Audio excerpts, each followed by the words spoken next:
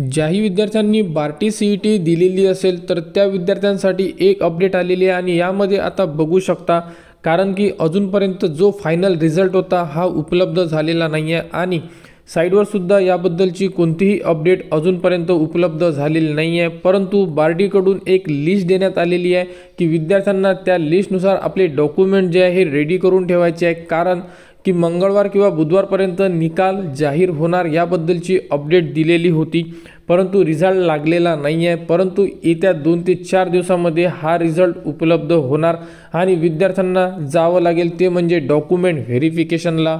तर बघू शकता अशा प्रकारे एक परिपत्रक जाहीर झालेलं आहे आणि यामध्ये परिशिष्ट कागदपत्रांची यादी म्हणजे जेही विद्यार्थ्यांना इम्पॉर्टंट डॉक्युमेंट्स लागणार आहे याबद्दलची संपूर्ण माहिती यामध्ये उपलब्ध आहे। तर पहिल्या नंबरचं डॉक्युमेंट्स आहे संबंधित प्रवेश परीक्षेसाठी ऑनलाईन पोर्टलवर अपडेट केलेला मूळ विनंती अर्ज, म्हणजे जोही आपण ॲप्लिकेशन फॉर्म भरलेला होता बार्टीसाठी तो ॲप्लिकेशन फॉर्म म्हणजे अर्ज तुम्हाला लागणार आहे आणि पासपोर्ट आकाराचा पासपोर्ट साईज फोटो तुमचा लागणार आहे। त्यानंतर बघू शकता 10वीचे प्रमाणपत्र, तर यामध्ये तुम्हाला 10वीचे मार्कशीट आणि तुमचे जे बोर्ड सर्टिफिकेट असते म्हणजे प्रमाणपत्र असते हे सुद्धा लागणार आहे। त्याचप्रमाणे 12वीचे प्रमाणपत्र आणि मार्कशीट, पदवी प्रमाणपत्र म्हणजे डिग्री सर्टिफिकेट आणि डिग्रीची तुमची जेही फायनल मार्कशीट असते ही सुद्धा तुम्हाला लागणार आहे। त्यानंतर एखाद्या विद्यार्थ्याने जर PG दिलेली असेल तर ती सुद्धा तुम्हाला लागणार आहे जर तुम्ही फॉर्ममध्ये फिलअप केलेलं असेल तर, परंतु हे बंधनकारक नसणार आहे। त्यानंतर अर्जदाराचे अनुसूचित जातीचे प्रमाणपत्र म्हणजे तुमचे कास्ट सर्टिफिकेट तुम्हाला द्यावं लागेल। महाराष्ट्राचा रहिवासी असल्याचे डोमेसाइल्स प्रमाणपत्र हे सुद्धा विद्यार्थ्यांनी फॉर्म फिलअप करताना अपलोड केलेले आहे, तर हे सुद्धा तुम्हाला हार्ड कॉपीमध्ये डॉक्युमेंट व्हेरिफिकेशनसाठी लागणार आहे। त्यानंतर अर्जदाराचे आधार कार्ड लागणार आहे, अर्जदाराचे पॅन कार्ड जे आहे हे बंधनकारक नसणार आहे। त्यानंतर बँक पासबुक लागणार आहे किंवा कॅन्सल चेक, तर विद्यार्थ्यांना त्यांचा जो बँक पासबुक असेल त्यांच्याकडे किंवा चेक असेल तुमच्याकडे तर तुम्ही त्यामधून एक देऊ शकता। त्यानंतर दिव्यांग असेल तर त्यांना त्याबद्दलचं जेही त्यांच्याकडे पुरावा असेल हे सादर करावे लागेल।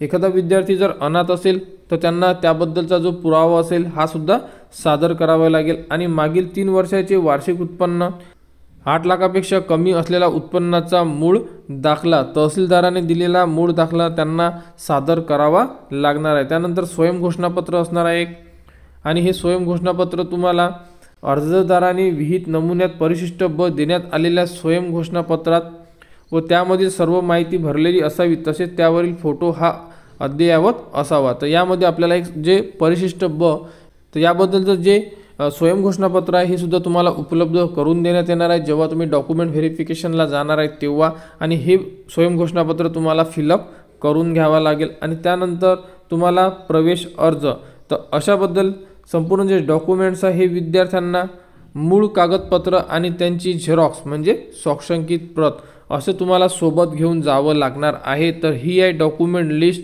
ज्याही विद्यार्थ्यांनी बार्टी CET 2025 साठी जर फॉर्म भरलेले असेल तर डॉक्युमेंट्स रेडी करून ठेवा आणि यामध्ये सारथी, बार्टी, त्रिटी याबद्दल सुद्धा तुम्ही फॉर्म भरलेले असेल तर डॉक्युमेंट लिस्ट जवळपास सारखीच असणार आहे, फक्त यामध्ये नॉन क्रिमिनल लागेल किंवा तुम्ही जर कोणत्या पोस्टसाठी फॉर्म भरलेला जर समजा त्याला जर व्हॅलिडिटी कंपल्सरी असेल तर तुम्हाला व्हॅलिडिटी सर्टिफिकेट सुद्धा लागू शकते। तर अशाबद्दलची ही अपडेट आहे।